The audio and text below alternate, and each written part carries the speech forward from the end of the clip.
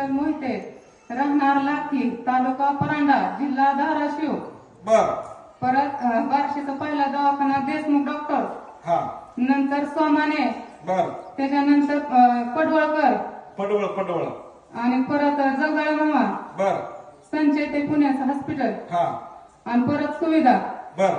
आणि सुविधामध्ये निदान झाल्यानंतर डॉक्टर म्हणलं तुमची गॅरंटी नाही, तुम्हाला कॅन्सर झाला. आता कसं करावं? मग परत म्हणले मी काय सांगू शकत नाही, पण सगळं रिपोर्ट क्लिअर आलं तुमच्या आशीर्वादाने. टाळ्याच्या गजरामध्ये स्वागत करूया. आपण सांगताय 6 ते 7 मोठे हायफाय दवाखाने केले आमच्या भागातले, मोठे डॉक्टर आहेत. सगळीकडे दवाखाने केले पण कुठेही फरक पडत नव्हता. कॅन्सर झाला होता. संचित हॉस्पिटलमध्ये डॉक्टरांनी सांगितलं की कॅन्सर आहे, पण त्याला निदान होण्याची शक्यता असेलच असं सांगता येत नाही. इथला आशीर्वाद घेतला, वाऱ्या केल्या आणि त्या सांगतात मला कॅन्सर आता नाहीस झालाय. आपण त्यांचं टाळ्याच्या गजरामध्ये स्वागत करू.